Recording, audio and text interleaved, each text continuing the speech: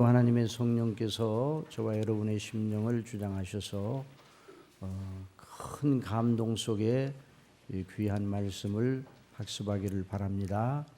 여러분 심령 속에 이제 마음 다른 모든 생각, 다른 모든 우리를 붙잡고 있는 여러 가지 걱정, 근심거리 이것을 다 내려놓고 우리 하나님께만 집중하기를 원합니다. 우리가 이 세상에 살아있는 동안에 우리를 붙잡고 있는 여러 끈들이 많습니다. 우리가 하루를 산다 그러면 하루 동안에도 우리가 그 끈과의 연결고리를 끊고 살 수는 없어요. 그렇기는 하지만은 그런 모든 연관, 관련 이런 관계의 끈들이 하나님과 우리의 관계의 끈 속에서 감당해야 될 그런 끈들입니다. 그런데 대개 우리 이제 죄악으로 연약해지고 부패해진 우리 사람들은 눈에 보이는 그 관계의 끈에 붙잡혀서 정작 하나님과의 관계의 끈에 대해서는 깊이 창념을 하지 못합니다. 그래서 이번 우리 사경회를 통해서 이 말씀을 통해서 하나님과 우리의 관계의 끈, 그것이 우리를 영원히 붙잡고 있고 또 어떤 처지에 있더라도 하나님과 우리의 관계의 그 끈은 항상 견실하다는 것을 나타내는 이런 사람으로 서도록 하나님께서 은혜를 베풀어 주시기를 바랍니다. 그래서 믿음의 확신, 어제 배웠죠. 믿음의 확신은 뭐라고요? 믿음을 더해 주옵소서. 뭐를요? 믿음의 믿음을. 믿음이 없는 분들은 믿음을 주시고 믿음 있는 분들은 믿음을 더하게 하시고 믿음을 어느 정도로 더해야 되는가? 이 땅에서 어느 정도까지 믿음이 올라가면 되는가? 한도가 없습니다. 우리가 하나님의 거룩하신 영광을 늘 바라보고 주의 이름을 높이는 이런 그 성화의 삶에 완전 무결한 경지까지는 올라가지 못해요. 그러니까 우리는 한도가 없어요. 그래서 나는 이 정도면 웬만큼 됐다 이런 것이 사실 없는 거예요. 그래서 믿음을 항상 더해야 됩니다. 그래서 오늘 이 시간을 학습을 통해서도 그와 같은 놀라운 은혜를 베풀어 주시기를 바랍니다. 자, 거기 팜플렛 참 좋았어요. 자, 팜플렛 참 좋았어요. 그 앞에 그 머리 이렇게 하시는 분 팜플렛 보시라고. 팜플렛 보시고 이제 그걸 잘 보세요. 자, 오늘의 주제를 위한 문제 제기 보세요. 오늘 두 본문에서 말하는 주제는 성경과 믿음입니다. 뭐라고요? 자, 오늘은 이제 성경과 믿음.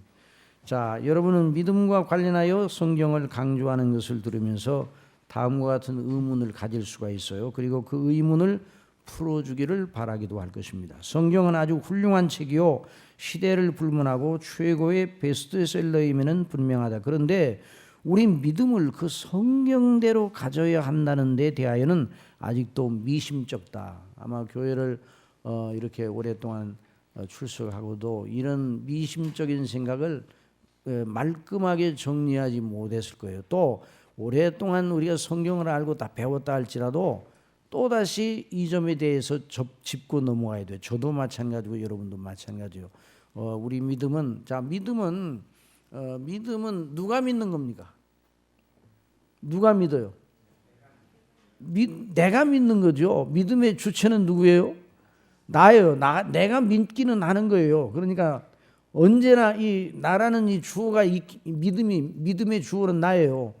그런데 그 믿음의 주어가 난데 내 속에 있는 것이 하나님을 믿고 우리 주 예수 그리스도를 경외하고 이런 믿음에 합당한 요소만 우리 속에 가득 넘친다면 문제가 하나도 없어요. 그런데 문제는 믿는 여러분 각자 자신 속에 믿음과 맞지 아니하는 믿음을 반대하고 회방하는 이런 요소들이 있는 것이죠. 자, 저와 여러분의 심령이 부패해서 죄로 말하면 부패해서 그렇단 말이에요. 그런 요소를 우리가 가지고 있어요. 그래서 우리가 공부를 한다고 말하면 진리를 공부한다는 말은 우리 심령 속에 있는 의식을 만족시키는 그런 식의 공부는 그건 의미가 없는 거예요.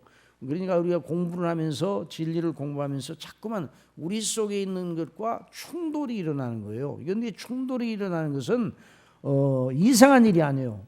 아주 당연한 일이에요. 충돌이 일어날 수밖에 없어요.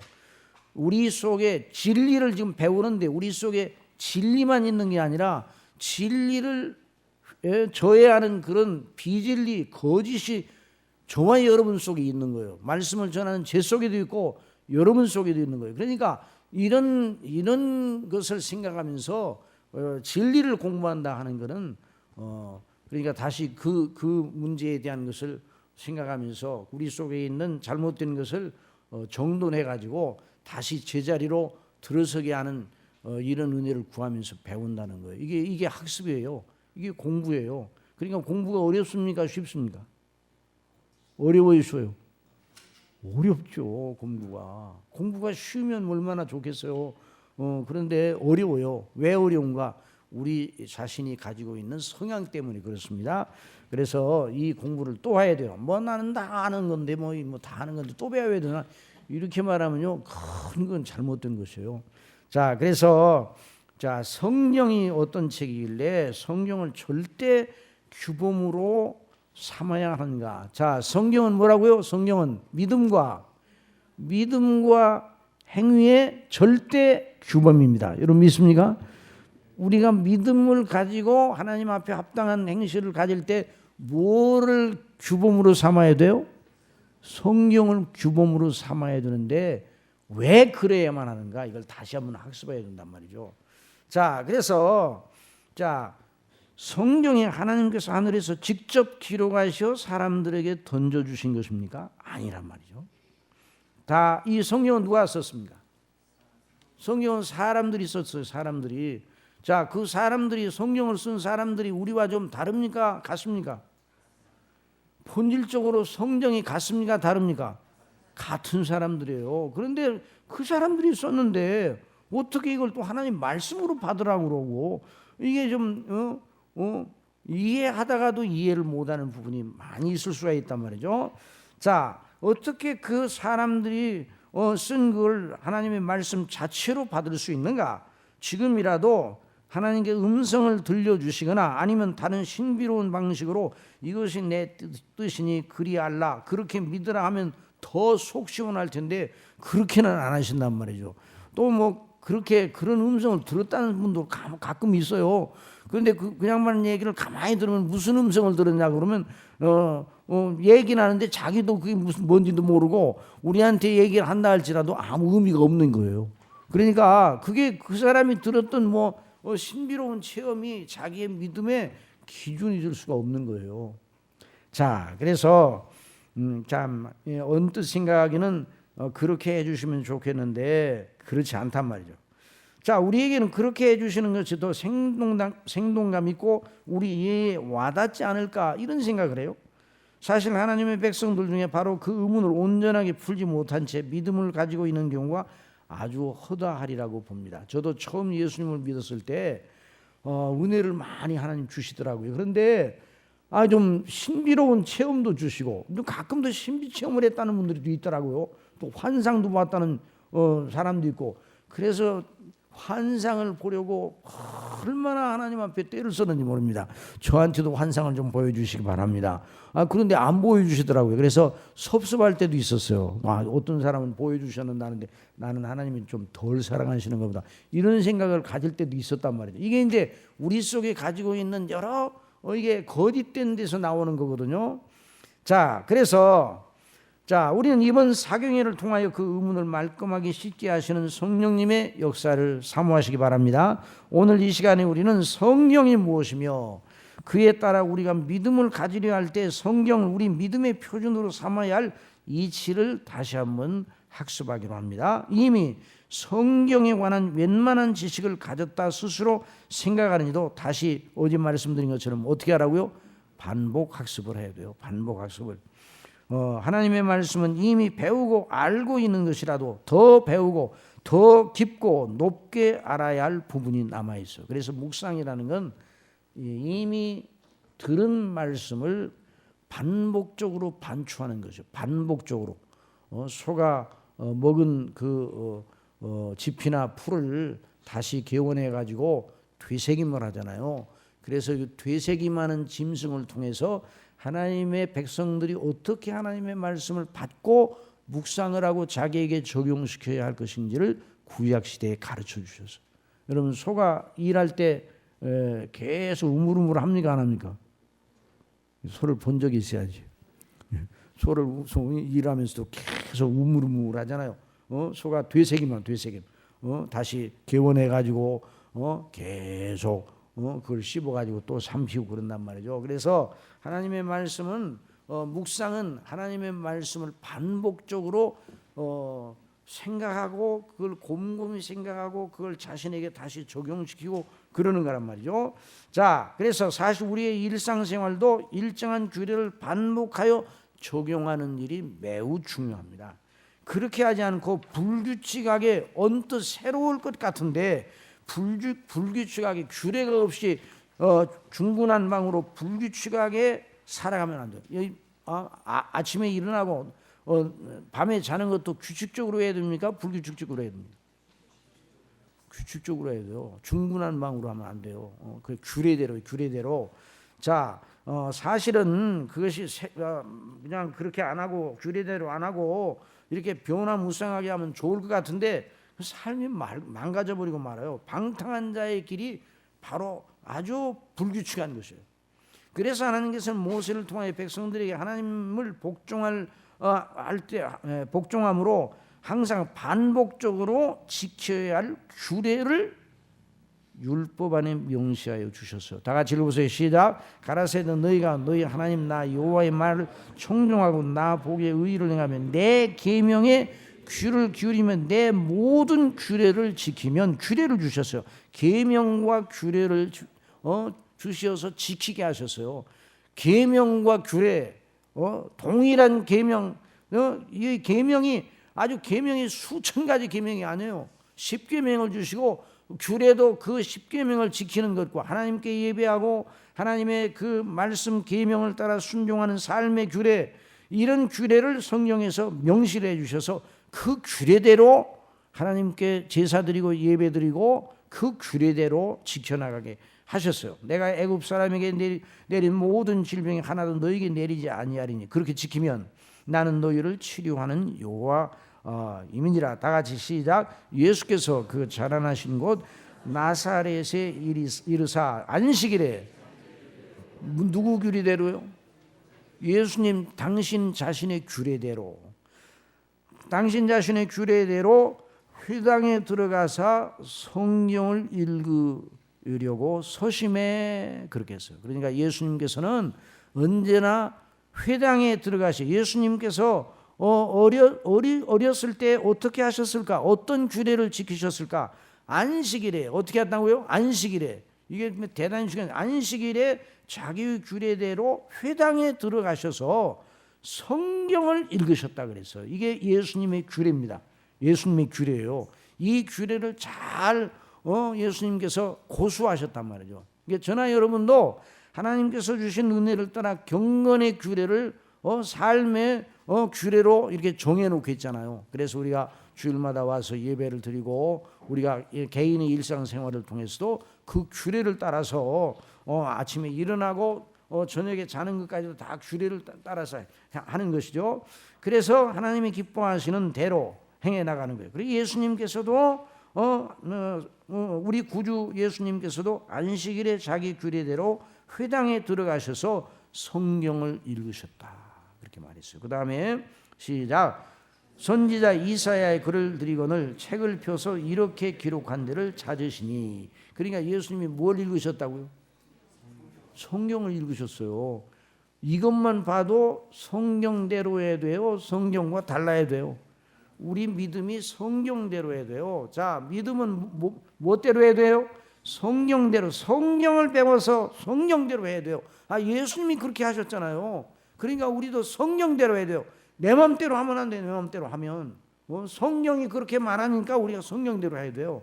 자, 그 다음에 자 누가복음 22장 39절 시작. 예수께서 나가서 습관을 쫓아. 뭐를 쫓아요? 습관이 중요한 게 습관이.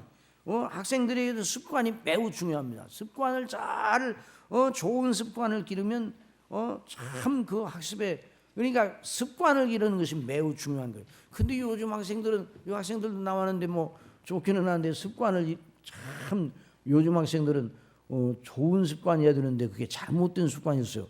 학교에서도 배우고 학원에서도 배워. 그러니까 오늘 학교에서 못 배운 거 이따 학원에 가서 배우면 돼. 또 그 학원에 가서는 내일 학교에 가서 배우면 돼. 그러면 그 습관은 아주 좋은 습관이 나쁜 습관이. 그 사람은 안 배우는 거예요. 학교에서도 배우고 또 학원에서도 배워야 돼. 여기 학원 하시는 선생님들이 있으면 이제 제가 학원을 공격하는 건 아니니까 들으시기 바랍니다. 아니 학교만 있으면 되는 거예요. 근데 왜 학원까지 있냐? 학원만 있든지 학교만 있든지 그래야 되지. 왜 두 학교를 다니는지 믿거나 말거나요. 옛날에 여기 믿거나 말거나에 나오더라고요. 아침 6시에 도시락을 2개를 싸가지고 저녁 10시 반까지 공부를 하는 데가 있다는 거예요. 한국과 일본. 그러면서 believe or not 그러더라고요. 믿거나 말거나. 믿거나 말거나요. 그러니까 대단한 사람들이 많이 나오죠. 그러니까 그렇게 공부하니까 믿거나 말거나요. 그런다고 그 학습이 그런다고 되는 게 아니야. 학습이 그냥 가만히 책만 바라보고 있다고 되는 게 아니에요.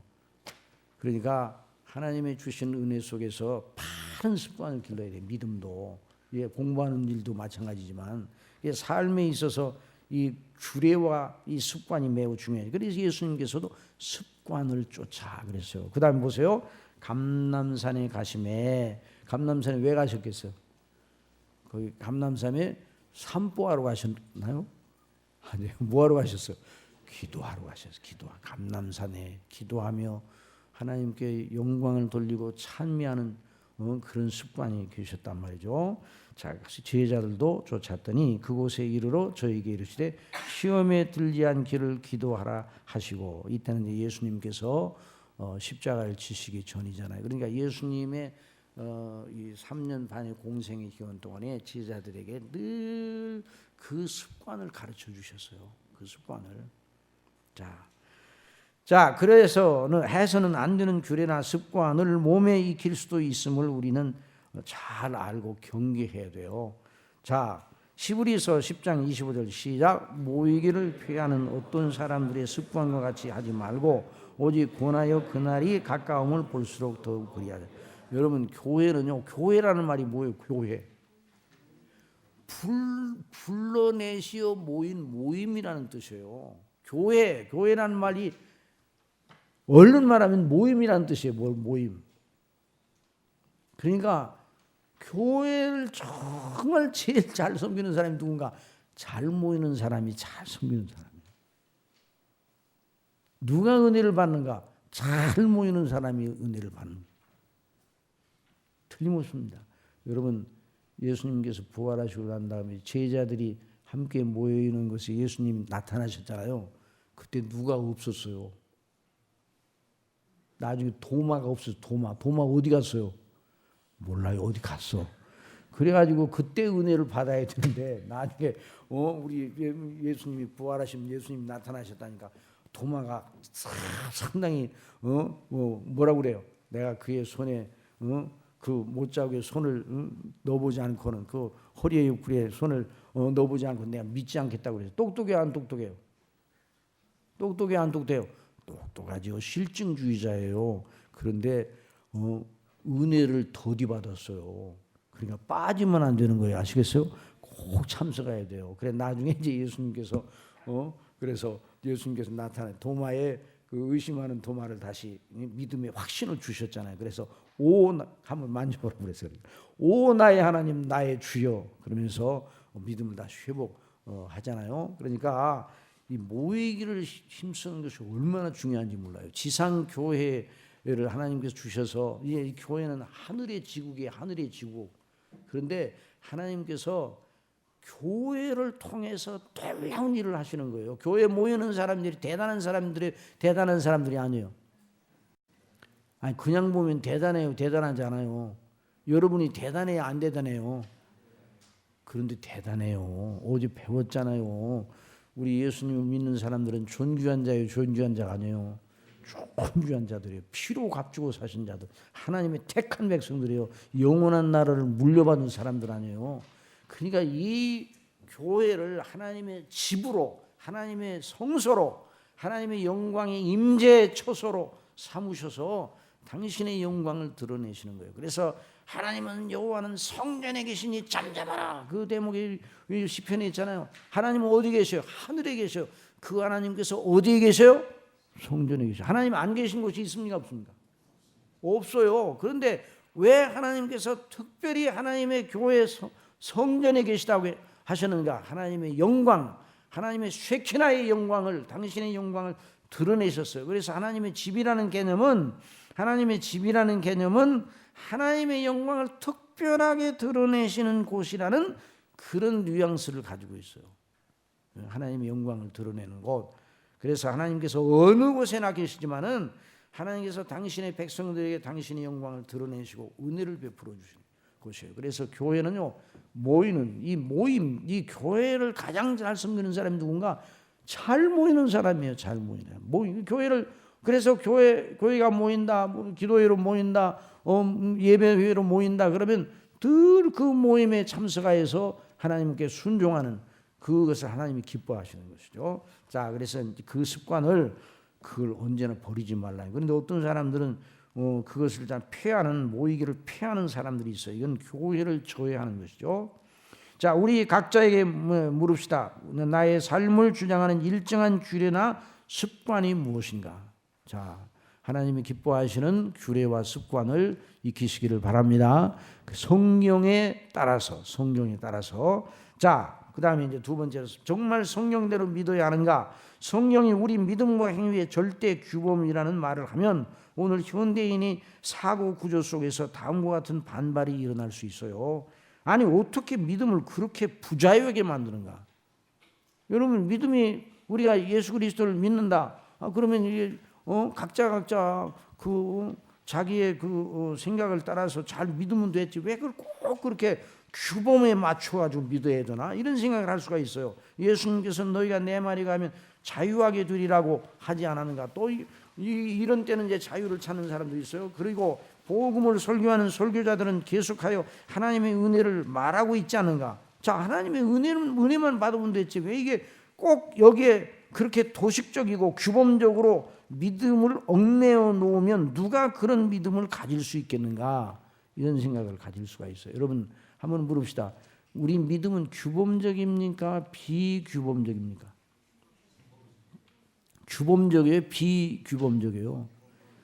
아주 철저한 규범적입니까? 느슨한 규범주의입니까? 철저한 규범주의예요. 철저한 규범이요. 믿음을. 그러니까 내 마음대로 믿음, 자유적인 믿음, 이건 벌써 믿음이 아니에요. 그게 아니고 규범적인 믿음이에요. 철저한 믿음이에요. 이걸 귀가 닳도록 여러분들 들었죠? 근데 우리 또다시 배워야 돼요. 우리 믿음이 하나님의 정해놓으신 그 규례와 규범을 따라서 믿어야 돼요. 내 생각대로 믿으면 안 된다 이 말이죠. 자, 제임스 패커는 그의 책 하나님이 말씀하셨다라는 그 책을 썼는데요. 그 책 속에서 이렇게 했어요. 나는 앞에 두 문단서나 이 책 전체를 통하여 그러니까 하나님의 그 말씀인 성경의 영감론에 대해서 하나님이 말씀하셨다 하는 제목의 책을 썼습니다. 자, 그 책 전체를 통하여 우리 영원한 운명은 성경에 창념하는지의 여부에 달렸음을 주장하는 바이다.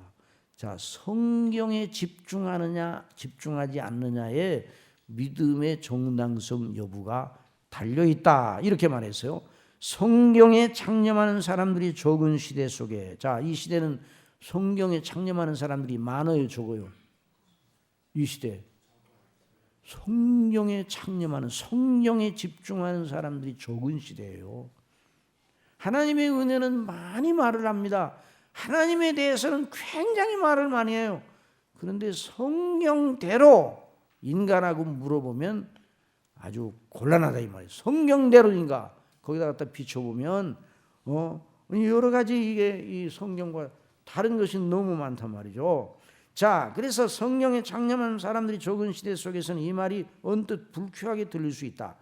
예상한 대로 내게 단도직입적으로 다음과 같이 질문하는 사람을 만난 적이 있다. 정말 그 말 그대로인가? 정말 당신은 우리더러 그 말을 고지고대로 믿으라고, 성령대로 믿어야 한다는 그 말을 고지고대로 믿으라고 요구하고 있는가? 이런 질문을 받았단 말이죠. 제임스 백가. 나의 대답은 여전히 그렇다이다. 내가 영원한 운명이라고 말할 때, 자, 성령을 창념하느냐 안 하느냐에 영원한 운명이 달려있단 말이죠. 영원한 운명이. 자, 내가 영원한 운명이라고 말할 때 성육신하신 성자 예수 그리스도로부터 배운 바대로, 누구한테 배웠어요 이것을요? 자, 이 제임스 베커나 모든 하나님의 이 종들이 자, 이것을 누구한테 배웠는가? 모든 그 교회에서 나온 신실한 하나님의 종들이 은혜를 받고 하나님의 교회를 섬겼던 하나님이 쓰신 종들이 한결같은 특성이 뭔가 하니 바로 성령을 창념해 가지고 거기에 자기의 영원한 운명이 달렸다고 그렇게 믿고 공부하고 그대로 믿으려고 애를 썼단 말이죠. 그런데 이걸 누구한테 배웠다고요? 성자 예수 그리스도로부터 배웠어요. 자, 배웠는데 배운 바대로 죽음 너머에, 자, 우리가 이 세상에 살고 있어 죽음 너머에 대해서 우리가 어제도 강조를 했는데 앞으로도 계속 강조를 해야 돼요. 죽음 너머에 대한 내세에 대해 깊이 생각해야 돼요, 생각하지 않아야 돼요? 깊이 생각해야 돼요. 깊이 생각해야 돼요. 사실 오래 생각을 해야 돼요. 오래. 왜냐하면 그 너무너무 영원한 문제니까. 그런데 죽음 너머의 모든 이들이 예외 없이 만나게 되어 있는 두 몫이 있어요. 하나는 영원한 기쁨이고 하나는 뭐예요? 영원한 슬픔이에요. 영원한 기쁨과 영원한 슬픔 둘만 말하는 거예요. 그 요점에 관하여 신약성경 기자들 모두 동의한다. 나는 신약성경의 모든 기자들이 다 하나님의 감동을 받은 자들로서 그들의 말을 믿을 가치가 있다고 여긴다. 나는 지금 이 세상에 사는 날 동안에 여러 위기를 이기고 살아남은 자의 기쁨이나 그걸 이기지 못하여 죽어버리는 슬픔을 말하고 있는 것이 아니라, 여러분 이 세상에 살아간다는 게 생존 게임이라고도 얘기하잖아요. 서바이벌. 그런데 영원한 내세에 대한 문제를 생각하면 그런 건 큰 문제예요. 작은 문제예요. 이 세상에 성공도 할 수 있고 실패도 할 수 있어요. 성공도 하고 실패도 하고. 뭘 성공하면 성공해야 되죠. 그러나 영원한 운명, 영원한 기쁨이냐 영원한 슬픔이냐 여기다 비춰본다고 그러면 이 세상에서 뭐 서바이벌 하면서 이 생존 게임에서 이기고 지고 하는 문제는 아주 적은 문제라 이 말이에요. 이걸 잊어서는 안 돼요. 오늘 현대는요 참 무서운 시대, 어느 시대나 그랬지만 오늘 21세기는 이 역사 속에서 가장 세상의 세력이 가장 강력한 세력입니다. 세속주의가 교회를 장악하고 있는 거예요. 세속주의는 뭔가 현실주의예요. 세속주의는 뭔가 이 세상만 생각하는 세속주의예요.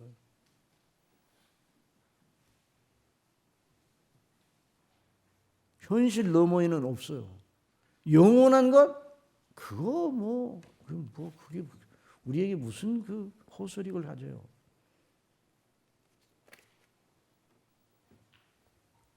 현실주의. 그러니까 우리가 지금 이 공부를 하는 이것은 정말 저나 여러분 사이에 오고 가는 이런 문제가 아니에요. 하나님 앞에서 영원한 문제란 말이에요. 그러니까 오늘 우리가 여기서 공부하는 이것이 앞으로 영원한 세계에 가서 이때 정말 공부를 잘했다 하면서 하나님께 영광을 돌리는 역사에 있기를 바랍니다. 이때 일을 기억하면서.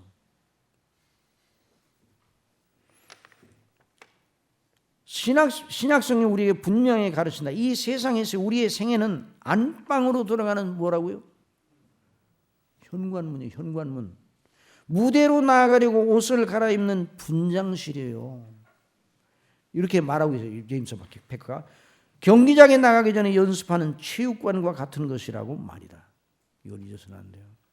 이 세상에 사는 사람들은 자기들의 몸이 자라다가 결국 다 헤어져 버리는데도 다 이제 다 헤어져 버리잖아요. 다 아무리 뭐 해도 다 헤어지잖아요. 다 이렇게 늙고 그것을 눈치채지 못하고 이 세상에 사는 일에만 급급해요. 여러분 영적인 일에는요. 나이가 많아지면 영적인 일이 더 깊어져요, 안 깊어져요? 깊어져, 안 깊어져요? 영적인 일에는 그것과 비례하지 않아요. 영적인 일은 은혜에 비례합니다. 뭐에 비례한다고요? 은혜를 받아야 돼요. 나이가 많다고 저절로 영적인 일에 대해서 관심이 깊어지는 게 아니에요. 또 나이가 어리고 젊다고 영적인 일에 대해서 아주 아스라이 생각하는 게 아니에요. 영적인 일은 그런 육신적인 경험과 연륜과 이런 것으로 인해서 나오는 게 아니에요. 하나님께서 성령님으로 역사하셔서 그리스도 예수님 안에는 은혜를 받아야 영적인 일에 눈이 떠지는 거예요. 눈이 떠지면 그 사람은요 10대라도 영혼을 내다보는 거예요. 1대라도 영혼을 내다보는 거예요. 1대라니까 좀 이상하긴 하네. 1대 어린아이도 마찬가지예요. 지난주에도 말씀드렸죠. 어렸을 때도 죽음이 두려워요, 안 두려워요? 영원한 내세에 대한 생각이 나야 안 나요? 그러니까 그 유치부에서요. 유치부 애들은 모르니까 우리 유치부 이제 늘 목사님은 늘 천국과 지옥에 늘 설교하시니까 우리 교회는 그런 염려 없지만 유치부 애들이 뭘 알겠는가 생각을 하고 적당히 그냥 동화식으로 그냥 들려주고 말자 그렇게 하면 안 돼요. 물론 유치부 애들을 상대로 해서 오늘은 얘들아 이신칭에 대해서 배우자 이렇게 하면 안 되지. 그렇지만은 그 이신칭의 교리를 유치부 애들한테도 똑같이 알려줘야 돼요. 아시겠어요? 그들이 쓰는 언어로 그 내용을 똑같이 알려줘야 되는 거예요. 그리고 유치부 설교하라고 그러면 그 설교를 해야 되지. 너희들이 뭘 알겠느냐? 그들에 대해서는 죽음에 대해서 설교하면 돼야 안 돼요? 안 돼요. 라고 생각하면 큰일 나는 거예요.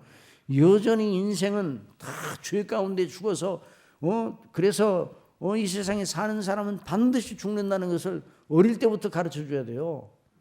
그러니까 어린아이들에게 학생들에게 청년들에게 하는 복음이나 어른들이 들어야 하는 복음이나 복음은 다른 게 아니에요. 똑같아요. 어디나 똑같은 거예요. 그걸 잊어서는 안 되는 것입니다. 그러니까 오늘 우리가 예수님을 믿는 우리가 이 하나님의 은혜를 받기 위해 이 은혜를 받아야 우리의 심령이 깨어난단 말이에요. 여러분 이 말씀을 전하는 목사는 날마다 충만하겠어, 안 충만하겠어? 이게 솔직히 말해보자. 날마다 충만하겠어, 안 충만하겠어요? 어떻게 알아요? 그렇게 제 속을 들고 왔는가? 여러분 목사나 교회 어떤 직분이나 몇 년을 믿었거나 항상 영적으로 깨어있지 않으면요 금방 넘어져. 언제 말씀해? 영적인 일에는 관성의 법칙이 있다고 그랬어요? 없다고 그랬어요? 없어요. 항상 한번 따라해서 항상 깨어있으라.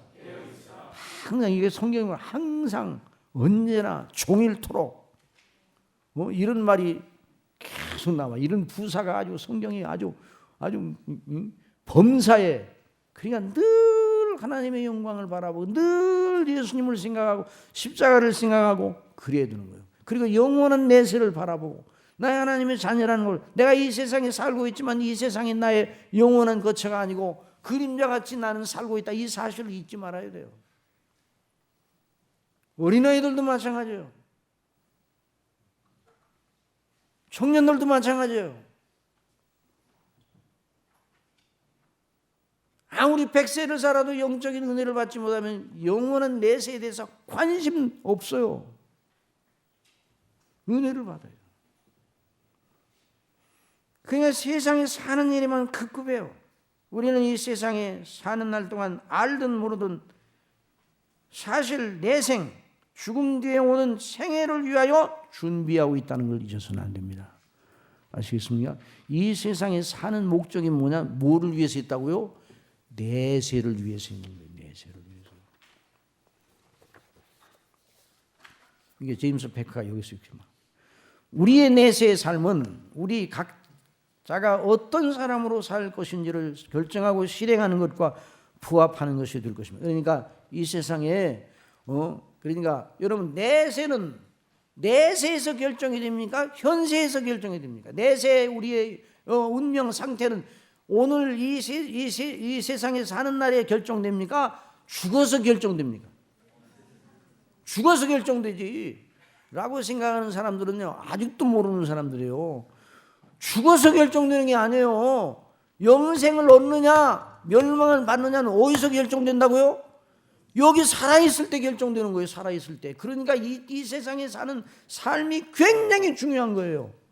그런 의미에서 중요한 거지 이 세상을 얻기 위해서 중요한 것이 아니에요.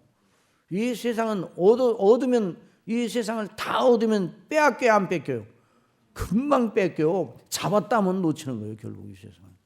그러니까 이 세상에 사는 날 동안 영원한 그 내세를 준비하는 거예요. 이 세상에서의 판결이 나는 이 세상에서.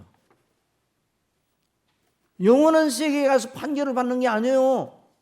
그럼 어떤 사람은 영원한 세계에서 판결을 받고 최후의 심판 때 판결을 최후의 심판 때 그리스도인들은 최후의 심판 때 지옥 가고 안 가고 하는 판결을 받는 게 아니에요. 그 그리스도의 심판대에서는 상급 심판을 받는 거지. 그런데 그때 가서 최후의 심판을 받 지옥이냐 천국이냐 그때 가서 믿는 사람들이 받는다고 말하는 그런 사람들이 있어. 요즘 이상한 사람이 있어. 김아무개. 그 이상한 사람이 김아무개 저 세계적인 신학자는 그 큰일 나는 거예요. 그렇게 하면요. 그건 복음이 아니에요. 그건.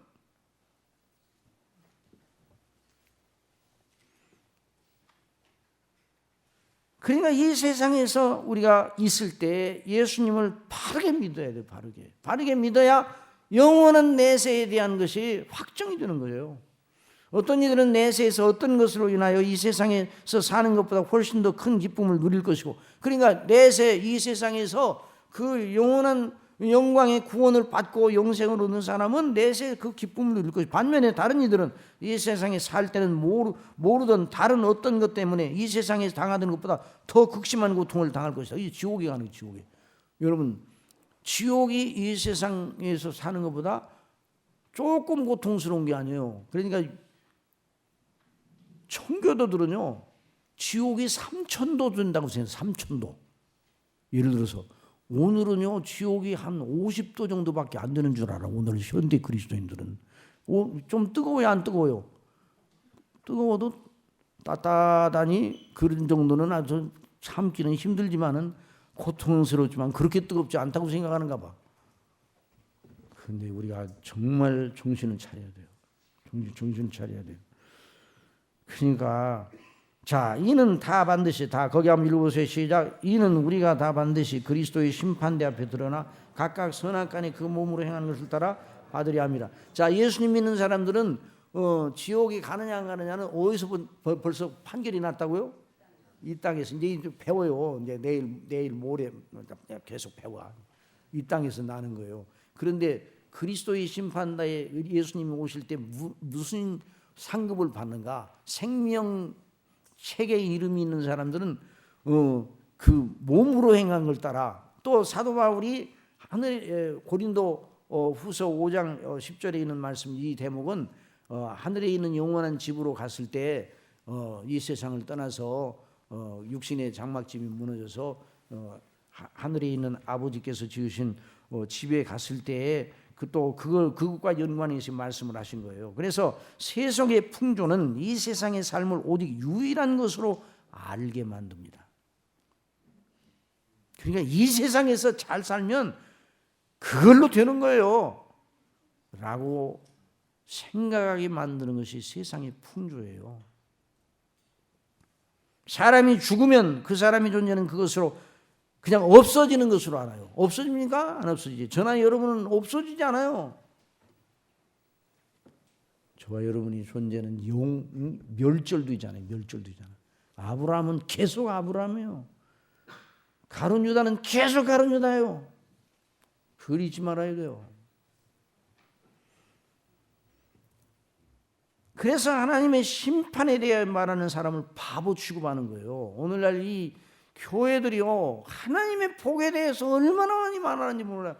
복에 대해서 말하고 뭐 심령 위로에 대해서 말하고 뭐 하는데, 아니 하나님의 심판과 이 멸망과 이 무서운 이 성경이 가장 중요하게 다루는 얘기는 안 한단 말이죠. 또 하나님의 복에 대해서 하나님에 대해서는 굉장히 말을 많이 하는데 그리스도의 대속의 은혜는 빼놓는 그런 설교들이 너무나 많은 거예요. 그러니까 다원주의가 판을 치는 거예요.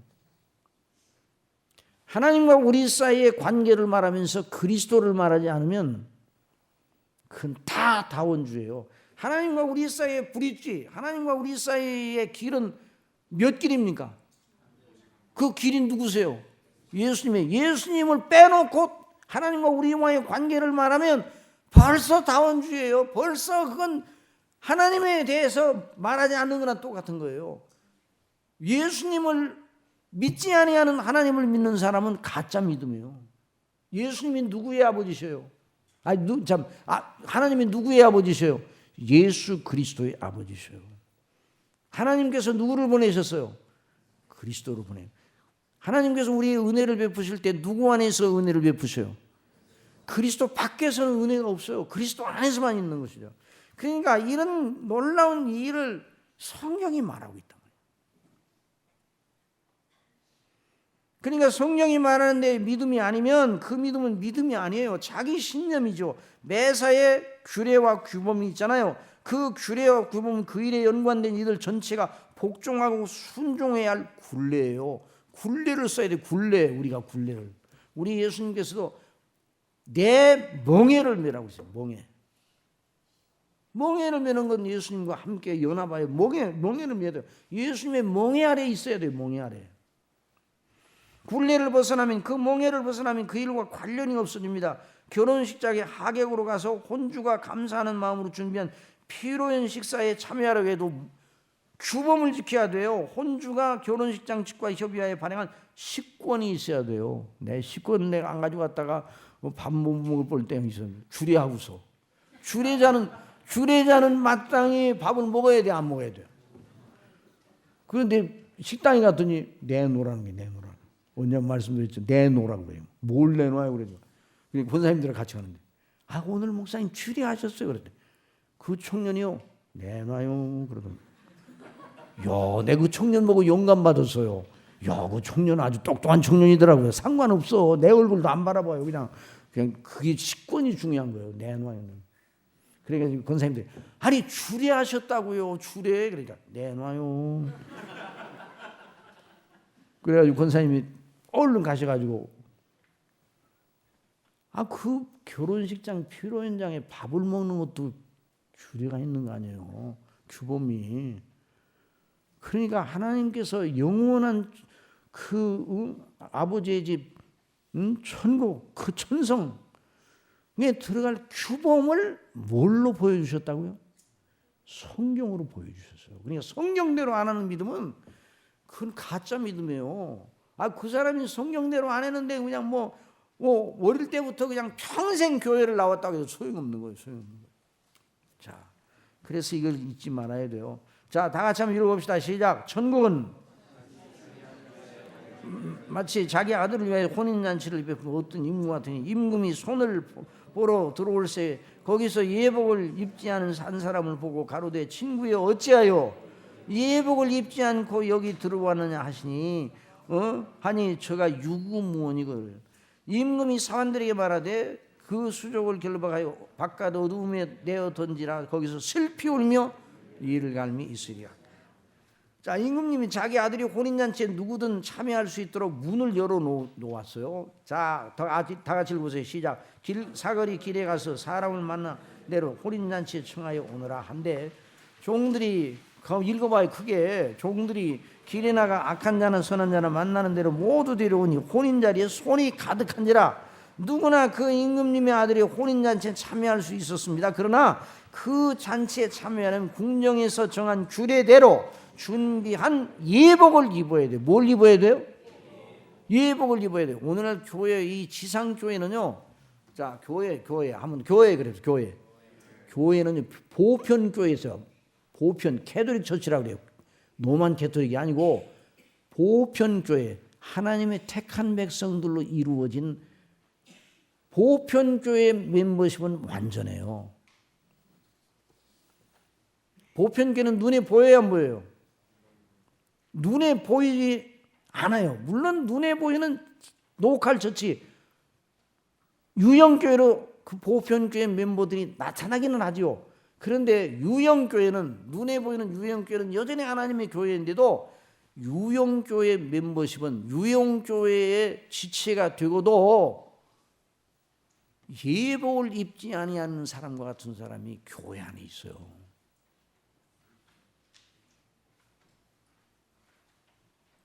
그러니까 참 조심을 해야 되는 거예요. 그래서 유형교회 지체가 되고도 천국에 못 들어간 사람이에요. 나 중심교회 교인이었는데요.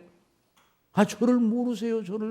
나 중심교회에서 뭐 했는데 내가 너를 도무지 모른다. 이런 말씀 들으면 어떡하겠어요. 그러니까 저나 여러분이나 두려운 마음을 가지고 성경이 말하는 대로, 뭐가 말하는 대로? 성경이 말하는 대로. 그래서 누구나 그 임금님 혼인잔치에 참여하려면 궁정에서 정한 규례대로 준비한 예복을 입어야 하듯이, 자, 하나님께 예비하신 하나님의 나라의 혼인잔치 곧 구원에 누구든지 값없이 조건 없이 참여할 수 있습니다. 그러나 분명하게 할 것은 그 구원에 이르기 위하여 반드시 복종해야 할 규범이 있어요. 그러니까 이건 은혜로 구원을 받는다는 말과 다른 차원에서 또 이해를 해야 돼요. 자, 구원은 은혜로 받습니까? 공로로 받습니까? 은혜로 받아요. 그런데 구원을 받되 그 구원의 규범이 있어요. 규범이. 은혜로 받기는 하되, 은혜를 받는다는 그 말이 아무렇게나 해도 다 구원 준다는 그 말이 아니에요. 많은 사람들이 그렇게 오해를 하고 있어요. 은혜로 받고 값없이 받는다 그러니까 그런 규범과는 상관없이 그냥 적당히 내가 그냥 믿는다고 하면 된다, 이런 식으로 생각하는 사람이 있다. 그러면 안 된다 이 말이에요. 우리의 구원을 위하여 우리의 공로나 의를 더해야 한다는 것이 율법주의입니다. 여기서 말하는 규범은 우리가 더해야 할 공로나 의가 아니라 우리가 은혜로 주어지는 구원을 받기 위하여 하나님께서 정해 놓으신 경로나 규범을 의미하는 것입니다.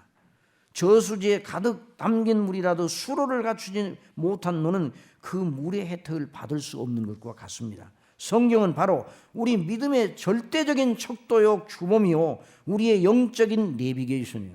하나님께서 우리에게 바로 그 성경으로 말씀하시고, 뭘로 말씀하셨어요?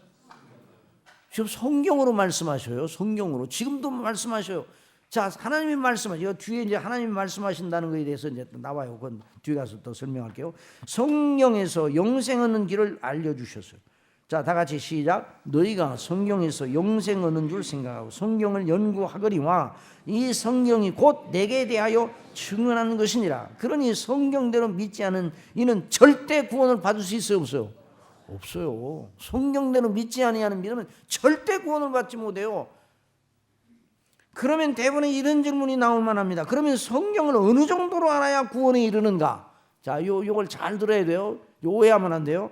여기서 성경을 아는 지식의 분량을 말하는 것이 아니에요. 성경이 말하는 대로 믿어야 함을 강조하는 것입니다. 성경을 통째로 다 외우는 사람이 있어. 그 사람은 구원 받아야 안 받아요? 성경을 통째로 다 암송을 해요. 구원 받아야 안 받아요? 몰라요. 그걸로 구원 받는 게 아니에요. 성경대로 하면 구원 받는다면서요. 성경 규범대로. 그래서 성경을 통째로 왜? 그런데 그 사람이 구원 받는가 안 받는가는 몰라. 왜 모르는가?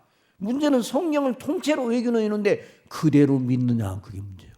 믿음. 그대로 정말 성경을 믿느냐. 그러니까 여기서 성경대로 한다는 그 말은 물론 성경을 부지런히 배우고 지식의 분량을 더 갖추도록 애를 써야 돼요. 그러나 여기서 강조하는 요점은 뭐예요? 성경대로 믿어야 된다는 거예요. 믿어요.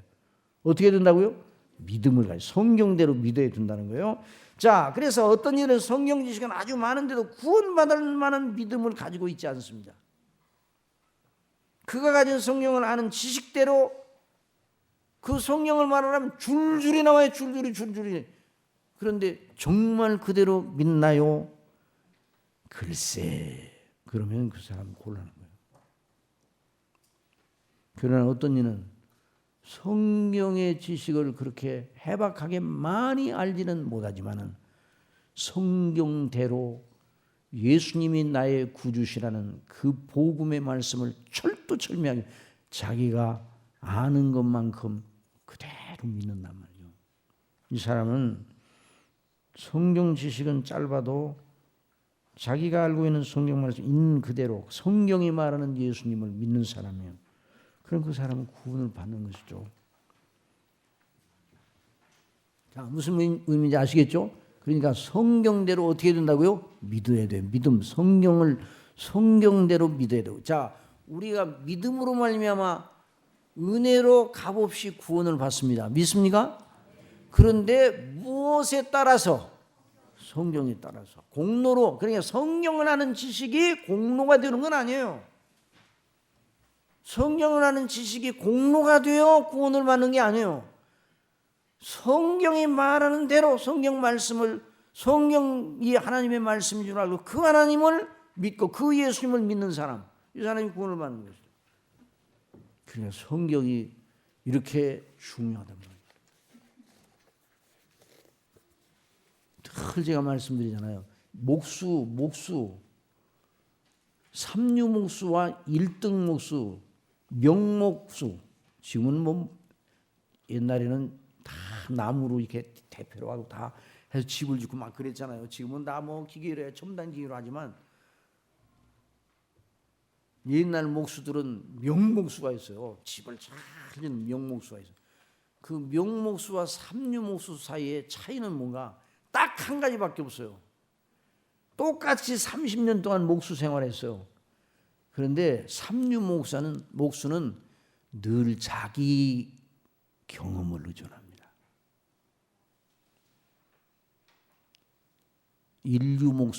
명목수는 항상 자기를 믿지 않아요. 잣대를 응용하는 뭐를요? 잣대, 척도. 항상 척도를 믿습니다. 자기를 안 믿어요. 자기 경험이 많으니까 자기 경험을 얼마든지 믿을 수 있잖아요. 근데 안 믿어.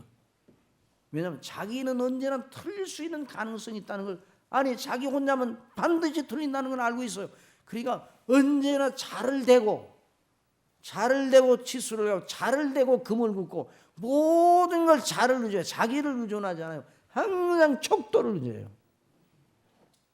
그러니까 믿음도 성경의 척도를 항상 성경에 비추어, 한번 따라해서 성경에 비추어, 성경이 말하는 대로, 성경이 뭘 말하느냐, 그게 믿음의 가장 중요한 요점이에요. 그걸 알고 지금 오늘도 10시 되기 전에 틀림없이 끝나겠습니다. 어제도 10시 5분이 끝났다고 누가 그러던데. 근데 하여튼 그리고 5분 전에, 5분 전이 끝났다는데 오늘도 10시 전에는 틀림없이 끝날 테니까. 자, 성경의 권위 보십시다. 자, 그러면 성경이 어떤 책인데 이렇게 성경대로 해야 되냐? 성경의 각 책들은 기록한 저자들이 있었습니다. 성경은 1600여 년간에 걸쳐 여러 명의 기자들을 통하여 기록된 것으로 파악됩니다. 성경 기자들이 이름을 소개하면 한번 쭉 읽어봐요. 시작.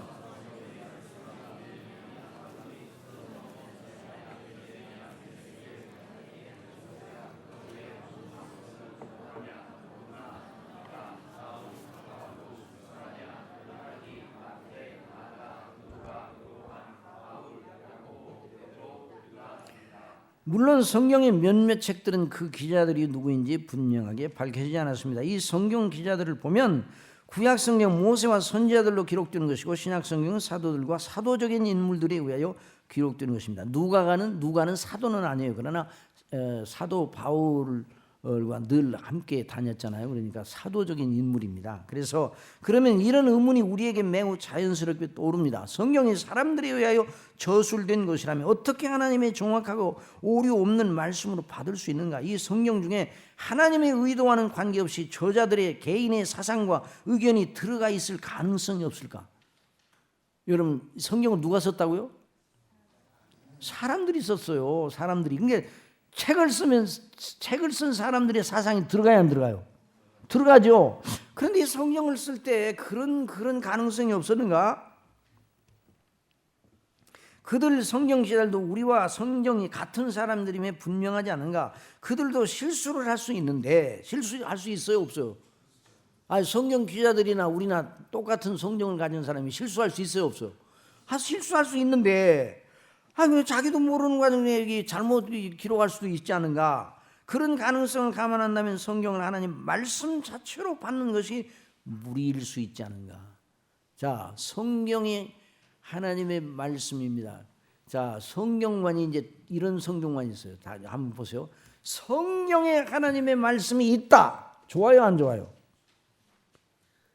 성경에는 하나님의 말씀이 있다. 좋아요, 안 좋아요? 마음에 안 들어요? 아니, 그렇게 성경은 하나님의 말씀을 포함하고 있다. 좋아요, 안 좋아요? 그러면 성경에 하나님의 말씀이 아닌 것도 있다는 말이에요? 그런 말이죠.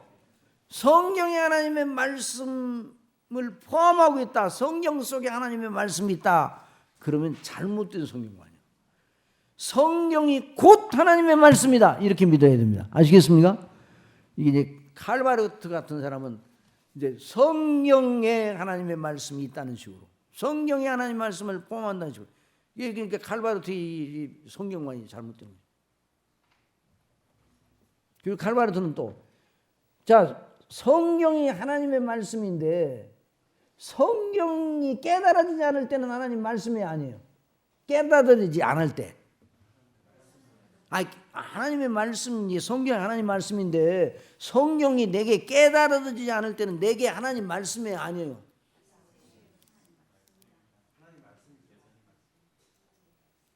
아니, 내게 깨달아지지 않는데 하나님은 말씀이에요? 그래도 말씀이라고요? 내게 깨달아지지도 않는데 하나님의 말씀으로 받아야 되냐고요? 고집이 좀 세네. 그 고집을 버리면 안 되는 거예요. 아시겠어요? 그 고집을 버리면 안 되는 거예요. 내게 깨달아지지 않아도 하나님의 말씀입니다. 아시겠습니까? 눈 감고 있는 눈 시력이 다 망가져 가지고 안 보여요. 그러니까 내가 어두워야 안 어두워요? 그런데 밖에 태양빛이 환하게 비치고 있어요. 어두워야 안 어두워요? 안 어둡지. 그러나 나는 내가 어두운 거지. 여전히 태양은 빛나고 있는 거예요. 그러니까 이제 칼바르트, 하나님의 말씀 깨달아져야 하나님의 말씀이다. 이런 식으로. 그건 잘못된 거예요. 이게 바로 실존주의. 우리 이제 여기 교수님이 최대한 목사님이 이제 전문가신데, 이 실존주의. 실존주의는 뭐예요? 내가 있음에 그대 있고, 그게 실존주의예요. 내가 있음에 누가 있어야 돼요? 내가 있음에 세상도 있어요. 내가 없어요. 세상이 무슨 소용이 있어요? 그런 생각이 들죠? 이게 실존주의예요. 내가 있음에 세상이 있어. 여러분, 내가 있음에 세상이 있어요? 그게 아니에요. 내가 없어도 세상이 있었어요. 내가 태어나기 전에도 천지만물이 하나님 지으신 천지만물, 하나님께서 주장하시고 계시고, 저와 여러분이 없을 때에도, 저와 여러분은 언제부터 있었어요? 저와 여러분은 언제부터 있었냐고요. 어떤 분은 창세전부터 있다고 그러더라고요. 그래서 창세전부터 있어? 그랬더니 창세전에 하나님께서 나를 사랑하셨다면서요. 그냥 하나님 마음속에서 그렇게 우리를 정하셨다는 그 말이죠. 창세전 언제부터 있었어요? 저와 여러분은? 모태 잉태될 때부터 있었지. 그전에는 있었어요, 없었어요? 없었어요. 그걸 알아야 돼. 이걸 생각하게 되면 우리가 그냥 겸손해야 돼. 우리가 뭔데 잘난 척하고 그냥. 근데 오늘날 그냥 현대인들은요, 실존주의 철학에 그냥 물들어가지고 그 실존주의인지도 몰라. 내가 있음에 그대 있고 뭐 이런 식이야. 예? 주님이 계심에 저와 여러분이 있는 겁니다. 아시겠습니까? 언제나 알파와 오메가는 누구세요? 주님이셔요. 하나님이셔요. 그걸 잊지 말아야 돼요. 그 성경관도 성경이 내게 깨달아지지 않으면 하나님의 말씀이 아니다 이렇게 생각하면 그게 실존주의 철학이 그게 칼발트주의예요. 그게 그러니까 칼발트가 저는 이 칼발트에 대해서 이제 물론 신학교에서 이제 배우는 것이지만 누가 칼발트 전도사라는 분이 그런 이름을 가진 칼발트 전기를 썼더라고요. 그 장신에 그 어느 교수님이. 근데 그 책을 보니까 칼발트는 신학이 초기, 중기, 말기가 있어. 근데 신학적인 변화가 일어났어요. 그러니까 초기와 중기와 말기가 달라. 그런데 그 다른 게 여러분 어릴 때는 감나무였다가 한참 자라니까 사과나무가 됐어. 그리고 조금 가니까 말기에는 배나무가 돼서 그런 식의 변화는요, 그건 변화가 아니에요. 그건 아예 처음부터 신학이 그런 식으로 됐다면 신학이 뭔 줄을 아예 처음부터 모르는 거예요. 칼빈 목사님이 기독교 강요를 썼는데 처음 썼을 때 초기 기독교 강요는 얄팍했어요. 근데 점점 이렇게 이제 늘어나 가지고 증보가 돼 가지고 완성이 됐거든요. 근데 처음 쓴 거나 마지막에 완성된 거나 본질이 같아요, 안 같아요? 처음에 사과나무로 시작하면 자라면 무슨 나무가 돼야 돼요? 사과나무는 좀 심심하지 않아요? 바꿔야 되지 않아? 계속 사과나무가 돼야 돼요. 사과나무지. 그래서 점점 그래서 주렁주렁 사과가 열리는 거지. 100년 지나면 무슨 나무가 돼요? 사과나무지. 그러니까 왜 그런 변화가 그런 이 칼발트의 그런 변화가 있으냐? 이건 아예 믿음의 초기 기본 단계부터 잘못된 거죠. 그래서 작은 문제가 아니에요, 그런 거죠. 그게 성경관이 얼마나 중요한지. 그 성경관에서 벌써 실존주의 철학으로 성경관을. 그러니까 저는 그 칼발트가 쓴 노마서가 있더라고요. 우리 목사님 노마서 그 있잖아요. 그거 읽어보니까 이해를 할 수 있겠어요? 난 무슨 소리인지를 모르겠더라고요. 무슨 소리인지. 아니 제가 뭐 대단한 사람은 아니지만 제가 평생 주님의 복음을 위해서 이제 하나님 주신 은혜대로 증거하고 말씀을 공부하고 증거하고 그런 사람 제가 그게 무슨 소리인지를 모르면은 그 책 읽고 무슨 소리인지 알 사람이 많겠어요, 좋겠어요? 아니 무슨 소리인지를 모르겠어. 아니 물론 한글로 번역해 놓기는 했는데 무슨 소리인지를 모르겠어요. 영어로 된 책을 읽어도 무슨 소리인지 몰라. 그 왜 무슨 소리인지 모르는데 여러분 하나님의 복음은요 어느 나라에다가 갖다 놔도 은혜 받은 사람은 무슨 소리를 알아요, 몰라요? 다 알아요. 그러니까 뭐 이상해. 그러니까 그래서 이 성경관이 잘못되면 이렇게 되는구나. 그러니까 철학적이야. 모든 걸 철학적인 것으로 변화를 시켜가지고 복음을요 철학적으로. 천국도 철학적으로 얘기를 한다. 그러면 그게 뭐예요? 그건 기준이 하나님의 말씀이 성경이 아니에요. 그래서 우리 예수님이 제자들을 가르칠 때 뭘로 가르치셨어요? 성경으로 가르치셨어요. 성경. 자, 거기 한번 봅시다. 자, 그래서 하나님 말씀 자체로 받아야 되는 거예요. 우리를 포함하여 이런 의문을 제기하는 인생들 자세를 두 가지로 나눌 수 있는 하나의 자세는 처음부터 성경을 믿지 않으려는 의심을 품고 신랄하는 투로 그런 의문을 제기하는 경우예요. 또 다른 자세는 성경을 진실로 하나님 말씀으로 믿고 있는데 그런 의문을 해소하여 더욱더 견고한 논리로 하나님과 예수님을 믿는 믿음을 강화하려는 경우입니다. 그러니까 우리는 강화하기 위해서 이런 공부를 하는 거죠. 첫 번째 경우에 해당하는 이들이 수적으로 크게 앞설 것이에요. 오늘날은요 성경을 얼마나 신뢰하는 신학자들도요 성경을 얼마나 아주 깔보는지 몰라요. 아주 여러분 저는 그렇게 확신합니다. 우리 교수님도 그렇게 확신하지. 신학은요, 어떻게 믿고 어떻게 하나님을 섬겨야 되는 것은 이미 초대교회 때, 종교개혁 때, 청교도 시대를 통해서 다 정립이 됐어요. 그리고 오늘날은 그걸 공부해서 그걸 우리 시대 속에서 광포하고 증거하고 적용하는 일을 위해서 신학을 하는 거지, 새로운 이제까지 몰랐던 것을 다시 개발을 해가지고 나오는 그런 것이 아니에요. 그래서 신학은 신자가 붙으면 아주 곤란해요. 신신학, 신청동주의, 이거 다 곤란한 거예요. 그러니까 하나님의 복음은 이미 사도시대에, 지난 주일에 우리가 배웠잖아요. 오후 예배 사도시대에 교훈의 본, 복음의 한 체계로 사도시대의 틀이 다 짜여져 있어요. 틀이 다 짜여져 있어요. 그래서 성령을 그래서 우리가 지금 배우는 것이죠. 자, 그 다음에 오늘 대다수의 사람들이 이런 식으로 성령을 믿지 않고, 그런 경우에 해당하는 이들이 이 문제의 요점을 설명하려 다른 의문을 또 제기하니까 소용이 없는 것이죠. 우리는 이 문제를 접기는 하나님을 경외하는 바른 믿음의 자세로, 어떤 자세로요? 하나님을 경외하는 믿음의 자세로 해야 합니다. 참된 신학은 참된 믿음 위에 세워진다는 걸 유념합시다.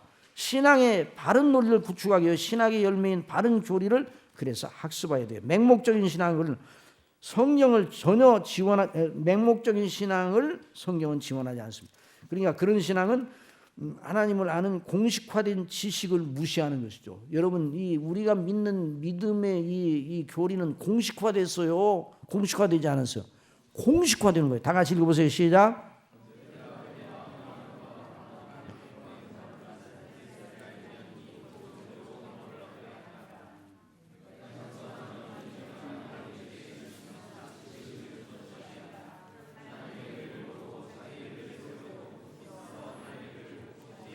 그러니까 사도들을 통해서 계속 하나님의 의를 증거했잖아요. 복음을 증거했는데 그걸 복종하지는 않아요. 성경의 권위의 문제, 곧 성경의 하나님 말씀 자체와 같은 권위를 갖고 있는지에 관한 문제도 하나님을 두려워함으로 하나님을 바르게 경배하고 섬기려는 거룩한 믿음의 자세로 해야 됩니다.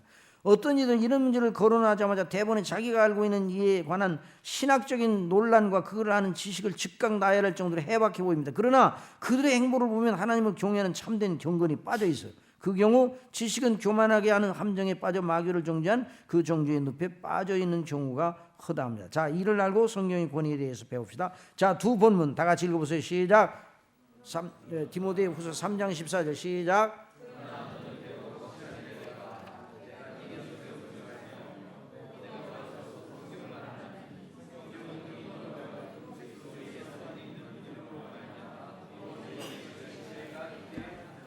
그 다음에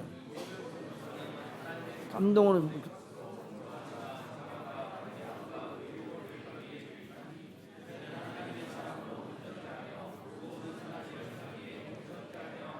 그러니까 말세에 고통하는 때에 대한 대안으로 사도 바울이 제시한 거예요. 말세에 고통하는 때를 이기려면 어떻게 해야 되는가? 성경대로 믿어야 돼요. 여러분 믿습니까? 성경대로 믿어요. 사람들이 악하여지고 또 악하기도 해 서로 속기도 하고 속이기도 한다고 그랬어요. 그러나 너는 배우고 확신한 일에 뭘 배우고 확신한? 성경을 배우고 확신한 일에 거예요. 너희 어렸을 때부터 성경을 알았듯이. 그러니까 성경은 모든 성경 하나님의 감동으로 되었다 그랬어요. 자, 그 다음에 베드로후서 1장 19절 시작.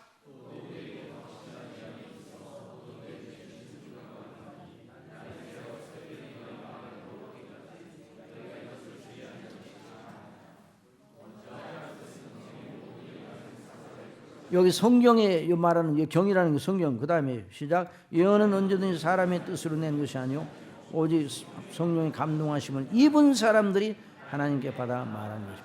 그러니까 선지자들이 예언을 했죠. 이 예언은 무슨 알아맞추는 예언 그런 게 아니에요. 점쟁이 예언이 아니에요. 이건 하나님의 뜻을 계시하고 그것을 증거하는, 그래서 그 뜻대로 하나님이 이루시려는 것을 미리 증거하는 것을 말하는 거죠. 성경은 성령의 감동하심을 받아 작성된 하나님의 말씀입니다. 하나님께서 가만히 침묵하고 계시는 하나님은 아니고 하나님은 말씀하시는 하나님이십니다. 여러분 말씀하신다 한번 따라해보세요. 말씀하신다. 자, 하나님이 말씀하여 가라사대 빛이 있으라 하시며 빛이 있었고 그러죠. 하나님이 말씀하셨다는 말이 무슨 말인가? 자, 거기 히브리서 다 같이 시작. 옛적의 선지자들로 여러 부분과 여러 모양으로 우리 조상들에게 말씀하신 하나님이 여러 선지자들을 통해 말씀하셨다고 그랬어요. 그러니까 뭘 말하는 거예요? 구약 성경을 말해요. 구약 성경으로 말씀하셨다 그 말이에요. 이 말씀하셨다는 말은 뭐냐? 단순히 말만 했다는 말이에요. 사람들이 그런 게 아니라 하나님의 뜻을 확정하시고 그 뜻을 계시하시고 약속하시고 그 뜻을 이루시는 모든 행사 전체를 가리켜 하나님이 말씀하셨다 그렇게 말하고 있어요. 그러니까 그것이 바로 구약 성경이에요. 구약 성경. 하나님의 말씀하셨다. 구약 성경을 통해서 하나님 말씀하셨어요. 지금도 구약 성경으로 말씀하고 계십니다. 지금 구약은 이제 지나간 책이 아니에요. 구약 성경 지나갔어요? 안 지나갔어요? 구약 성경이니까 지나갔어요? 안 지나갔어요? 지나간 것도 같고 안 지나간 것도 같고 그렇죠? 구약 성경으로 지금도 말씀하신다. 맞아요? 틀려요? 맞아요. 구약 성경으로 여전히 말씀하시는 거예요. 자, 그 다음에 1장 2절에 다 같이 시작. 이 모든 날 마지막에 누구로 말씀하셨다고? 아들로 우리에게 말씀하시. 이 아들을 만유의 구사로 세우시고 또 저로 말미암아 모든 세계를 지으셨느니라. 이 아들로 말씀하셨다. 우리 예수님이 오셔서 말씀만 하셨습니까? 다른 일도 하셨습니다. 예수님이 오셔서 말만 하셨어요? 예수님이 오셔서 뭐 하셨어요? 예수님이 이 땅에 오셔서 뭐 하셨냐고요? 예수님이 뭐 하셨냐고 물어보면 얼른 대답을 하셔야 돼요. 그게 참 중요한 거예요. 예수님이 뭐 하셨냐고 물어보면 뭘 대답해야 돼요? 그렇지, 십자가에 못 박혀 죽으셔서 당신이 사랑하시는 백성들의 죄를 대속하시고 구속해내셨다. 그것이 예수님이 하신 일이에요. 예수님이 무엇을 하셨냐 이렇게 물으면 그렇게 대답을 해야 돼요. 예수님이 누구시냐 물어보면요, 예수님이 하나님의 아들이십니다. 이렇게 대답해야 되는데, 자 보세요. 예수님이 무리를 걸으셨어요, 안 걸으셨어요? 자, 예수님이 무리를 걸으신 일은 예수님이 무엇을 하셨다는 걸 말해줍니까? 예수님이 누구시냐를 말해줍니까? 그렇지. 이제 제대로 되네. 이제 예수님이 누구시냐를 말해주는 거예요. 그게 예수님이 무엇을 하셨느냐를 말해주는 게 아니에요. 물론 예수님이 하셨어요. 정말 실제로 하셨어요. 역사적으로. 그러나 예수님께서 오병이어 또 5천 명을 물고기 2마리인가 5마리 그게 참 어려워. 어떤 때는 오병, 그러니까 보리떡 5개 물고기 2마리로 5천 명을 먹이신 일이나, 이것은 예수님이 누구시냐를 보여주시는 표적이에요. 표적. 아시겠어요? 그 예수님이 무엇을 하셨느냐고 물어보면 뭐라고 대답해야 돼요? 예수님이 우리 죄를 위해 대속의 죽으심을 당하셨다. 그리고 다시 사셨다. 이걸 말해야 되는 거예요. 그런데 그렇게 하지 아니하고 예수님께서 누구시냐를 보여주는 그런 표적을 가지고 예수님이 행하신 일에 중점을 삼아가지고 설교하는 설교가 기복신앙이에요. 오늘날도 복음서에 일어났던 일을 믿으면 일어날 수 있다고 증거하는 것은요, 이건 기만이에요. 기만. 예수님의 복음서에서 나타나는, 복음서 기자들이 말하는 그 복음서에 나타나는 이적 기사는 예수님이 누구시냐를 보여주는, 하나님의 아들이시고 구주시라는 것을 보여주는 표적으로서의 계시적인 가치를 가지고 있는 것이지, 오늘도 믿으면 누구나 어떤 사람이나 그런 일을 일으키실 수 있다는 걸 보여주는 모델이 아니에요. 그런데 그걸 모델인 것처럼 해갖고 수많은 사람들을 속인 그런 사람들이 있어요. 그건 복음이 아니에요. 그러니까 그 속에는 예수 그리스도의 십자가의 대속의 그 놀라운 이 복음의 그 중심이 없는 것이죠. 그 물론 십자가 얘기는 하긴 해요. 그런데 십자가 얘기를 그냥 곁에다 붙여서 얘기하는 거지 그 중심을 얘기 안 하는 거예요. 그러니까 이걸 그러니까 우리에게 말씀하셨다는 말만 하셨다는 게 아니에요. 아버지께서 구약에서 말씀하신 대로 또 계시하신 대로 예언하시고 약속하신 대로 그대로 우리 예수님이 오셔서 이루셨어요. 그걸 가리켜 예수님이 그 아들로 말씀하셨다 이렇게 말하고 있어요. 그러니까 이 놀라운 이 구약 성경과 신약 성경 전체가 하나님이 말씀하신 것으로 그대로 우리가 받아야 되는 거예요. 자, 이 아들을 만유의 구사로 세우시고 또 저로 말미암아 모든 세계를 지으셨느니라. 1장 13절 시작. 이는 하나님의 영광의 광채시요 그 본체의 형상이시라. 그의 능력의 말씀으로 만물을 붙드시며 저를 정결하게 죄를 정결하게 하는 일을 하시고 높은 곳에 계신 위엄의 우편에 앉으셨느니라. 참 놀라운 일이죠. 여러분 그러니까 이 예수님 그러니까 우리가 이 세상에 살아가는 구비마다 어려운 문제들이 많잖아요. 숙제들이 많잖아요. 아유 그냥 하루를 살다가도 그냥 얼마나 침체될 때가 많아요. 걱정스럽고 그런다 할지라도 그런 경우에 우리를 침체케 하고 낭만케 하고는 바로 이 예수님을 생각하고 예수님으로 말씀하신 하나님을 경외하시기 바랍니다. 예수님으로 말미암아 우리를 죄에서 구원하신 하나님을 생각하시고 그게 하나님의 말씀이에요. 그게 하나님. 그러니까 하나님의 말씀이라는 건 하나님의 영원전에 세우시고 하나님께서 영원전에 작정하신 대로 천지를 창조하시고 하나님이 예정하신 대로 죄 가운데 우리를 구원하시고 예수님을 보내시고 예수님께서 그 구속을 완성하시고 그 이루신 구속을 또 성천하신 뒤에 성령께서 오셔서 그것을 광포하고 그래서 그것을 믿는 자마다 그 구원을 받게 하시는 성령님의 놀라운 역사 이 전체의 체계를 성경은 하나님의 말씀이라 그렇게 말합니다. 복음이라 그렇게 말해요. 하나님의 복음. 이게 하나님이 말씀하시는 그것이 바로 성경이에요. 성경이 복음을 말하고 있어요. 복음을. 그러니까 성경을 통해서 하나님이 지금도 말씀하고 계시는 거예요. 구약 성경이 하나님의 말씀이에요. 신약 성경이 하나님의 말씀. 구약과 신약이 몇 권의 책이에요? 크게 두 권의 책. 그 책들이 다 66권으로 되어 있지만 한 권의 책이에요. 하나의 책이에요. 지금도 계속 성령으로 말씀하십니다. 믿습니까? 그러니까 교회에서 뭐만 강론해야 돼요? 성경만 강론해야 돼요. 그러니까 지루할 때는 이제 강론해야 안 해야 돼요. 지루할 때 지루하거나 말거나 때를 얻든지 못 얻든지 말씀을 전파하고. 자, 그래서 그 말씀하시는 하나님께서 성경을 주셨습니다. 지금도 성경으로 항상 말씀하십니다. 그와 같이 성경의 권위의 결정적인 요점은 성경의 영감입니다. 영감. 자, 오늘 이제 시간이 이제 많이 이제 지나가는데 어떻게 시간이 이렇게 빨리 지나가는지 모르겠어. 성경이 사람들에 의해 기록되어 있습니다. 성경의 권위는 그걸 기록한 사람들 자체에서 비롯되지 않고 그걸 잘 기록한 사람들 자체에 있는 게 아니에요.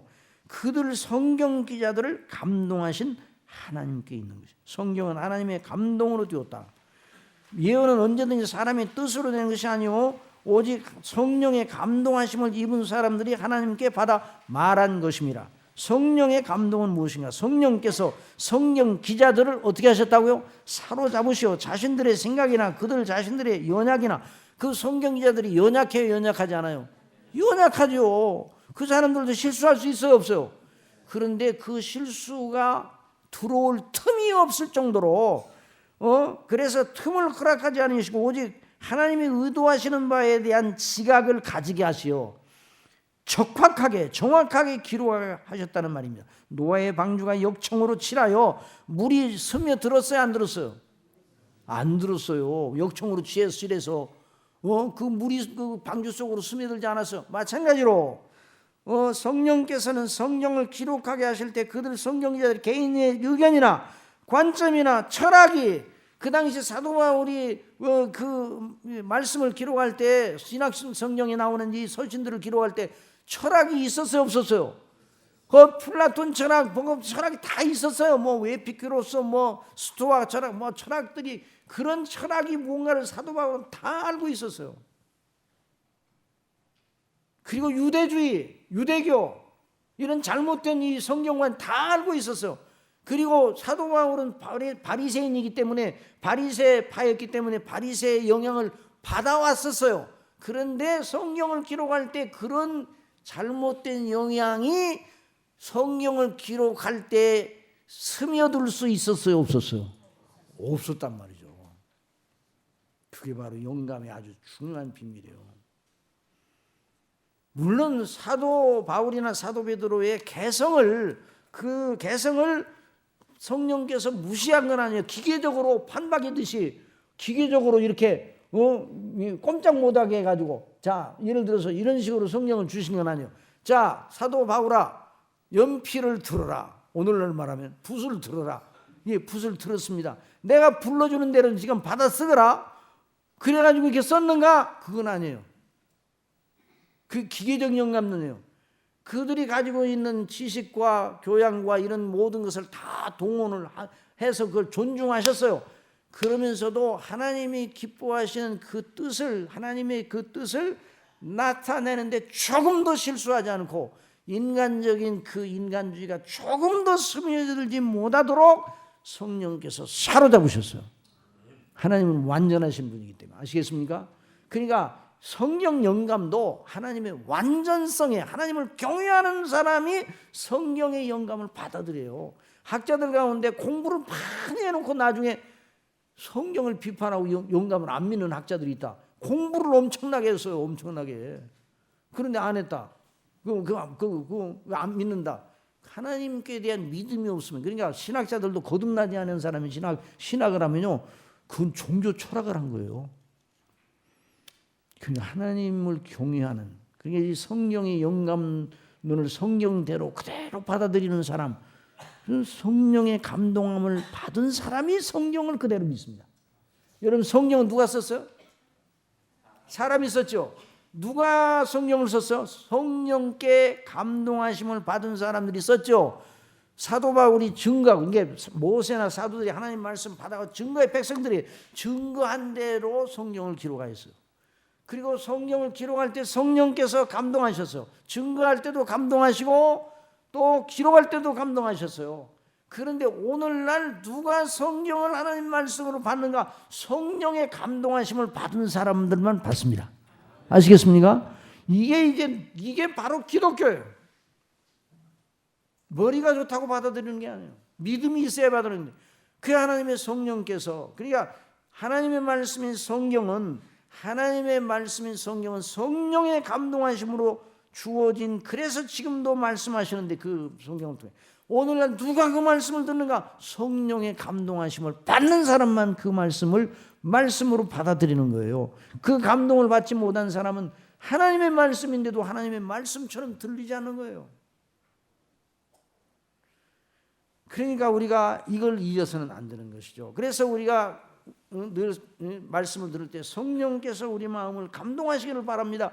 그 괜히 그냥 형식적으로 말하는 게 아니에요. 정말 그렇습니다. 그래야 우리가 하나님의 말씀을 들을 때 늘 성령께서 제 마음을 감동해 주세요. 그래야 그 말씀이 바르게 믿음을 통해서 우리 심령 속에 그 영혼이 양식이 되는 것이죠. 그래서 자, 거기에 보세요. 먼저 할 것은 경의 모든 영은 사사로이 풀 것이냐. 사사로이 풀 것이 아니라는 말이 해석에 대한 문제가 아니에요. 이건 이제 로이드 목사님이 이게 잘 이 대목을 설교를 잘했어요. 그래서 제가 이제 그 신학교에서 이제 이 성경 영감론을 가르칠 때 이제 그 설교문을 가지고 이제 학생들과 함께 나누는데, 여기 사사로이 예언은 사사로이 풀 것이 아니라는 이 말이 성경 해석을 말하는 게 아니라 성경의 기원을 말하는 거예요. 사사로운 통찰력에서 나온 것이 아니라 이 말이에요. 자, 이사야가 이사야서를 기록했죠. 이사야서는 누구의 통찰력에서 나온 거예요? 이사야의 인생 통찰력에서 나온 게 아니라 이 말이에요. 사도 바울의 로마서는 사도 바울의 사상에서 나온 게 아니라 이 말이에요. 사사로운 개인 견해에서 나온 것이 아니라, 그래야 바로 연결이 돼요. 21절 시작. 예언은 언제든지 사람의 뜻으로 낸 것이 아니요 오직 성령의 감동하심을 입은 사람들이 하나님께 받아 말한 것입니다. 하나님께 받아 말한 것입니다. 그러므로 성경을 기록할 때 전능하신 하나님은 그들 기자들이 연약을 가지고 있는 연약을 총괄하여 오직 하나님께 받은 것만 말하게 하셨고 기록하게 하셨습니다. 이 성령님의 영감에 대하여도 불신앙적인 철학자는 도저히 이해가 되질 않습니다. 자, 그러니까 하나님의 능력이 오늘날도, 그래서 교회 시대에 이제 시간이 많이 지나갔는데, 교회 시대에 가장 찬란한 시대가 뭔가, 성경을 고지고대로 강론하고 성령을 통해서 지금도 말씀하신다는 걸 확실히 믿던 시대, 성령께서 역사하시던 시대, 종교개혁이나 이 청교도 시대나 이 18세기에 조나단 에드워 같은 그런 사람을 통해서 성령님의 역사가 나타났을 때, 그러니까 하나님의 말씀이 성경대로 증거하던 시대, 그 시대가 가장 찬란한 시대였어요. 오늘 이 현대교회가 바로 이리로 돌아가야 됩니다. 그래야 하나님의 진정한 역사가 일어납니다. 그래서 이런 역사가 우리 하나님의 교회들 속에서 날마다 일어나기를 바랍니다. 우리 심령 속에서 일어나요. 심령 속, 개인의 심령 속에서도 하나님의 말씀에 놀라운 이 성령이, 그러니까 그 사람이 구원을 받고 구원을 기쁨과 구원의 확신이 언제 우리 속에 정착이 되는가? 하나님의 말씀이, 본문 말씀, 본문에 기록된 하나님의 말씀이 눈이 열릴 때, 본문이 눈이 열릴 때, 성경 말씀이 눈이 열릴 때, 그때 그 사람이 변화가 되나요? 루터가 로마서 1장 16절 17절에 대한 눈이 열릴 때 종교개혁의 선두에 섰잖아요. 그러니까 이런 믿음으로 우리가 나가야 돼요. 그래서 종교개혁의 오직 성령, 따라서 오직 성령, 오직 믿음, 오직 은혜, 이 3대 이 표지가 나오는 것입니다. 자, 그래서 이제 성경의 말씀의 핵심 요점은 그 뒤로 가보세요. 자, 성경은 능히 너로 하여금, 거기 보세요. 시작. 성령은 능히 너로 하여금 그리스도 예수 안에는 믿음으로 말미암아 구원에 이르는 지혜가 있게 하느니라. 그러니까 성경의 핵심 요점은 그 굵은 글자 다 같이 보세요. 시작. 우리의 믿음의 대상이신 하나님과 구주 예수 그리스도와 성령님, 성삼위 하나님을 믿는 일과 하는 일에 있어서 충분하고 완전한 지식을 믿음과 행실의 완전한 표준으로 제시하신 책이 바로 성령입니다. 여러분 믿습니까? 네, 그 다음에 쭉 나오는데, 아이고, 이건 너무 많아서. 그러니까 이건 반드시 읽어봐야 되는데, 내일 조금 더 할게요. 그러고 나서 내일 할 부분에 좀 나갈게요. 그러니까 이제 진도는 저한테 맡기고, 그리고 내일 이거 가져와야 돼, 안 가져와야 돼요? 집어 던지고 오세요. 그래도 준비해 놓을 테니까. 그래도 가지고 오세요. 아시겠어요? 이게 뒤에 있는 부분이 좀 중요합니다. 그러고 나서 내일은 믿음의 생성, 저와 여러분이 어떻게 이런 성경대로 믿는 믿음이 생성되는가 하는 문제는 내일 또 배우게 되겠습니다. 네. 기도하겠습니다. 아버지 하나님, 하나님 아버지께서 저희를 사랑하셔서 그리스도 예수님 안에서 택하시고 구원하시고 자녀로 삼으시고 지상 순례길에 있을 때 저희들을 성령님으로 인도해 주시는 걸 생각할 때 너무나 감사합니다. 그런데 이렇게 저희들을 처음 믿을 때부터 하나님 아버지께 갈 때까지의 그 노정의 길을 성령께서 인도하시되 성경으로, 하나님의 말씀인 성경으로 말씀하시고 인도하신다는 걸 오늘 배웠습니다. 저희 믿음이 우리 마음과 생각대로가 아니라 성경대로의 믿음이 되도록 저희들을 학습시켜 주신 것을 감사합니다. 성령님, 저희들의 이 믿음, 하나님의 말씀에 창념하는, 성경에 창념하는 믿음이 되게 하여 주옵소서. 내일 다시 모여 또 공부할 때도 큰 은혜를 주실 줄 믿습니다. 예수님의 이름으로 기도드리옵나이다.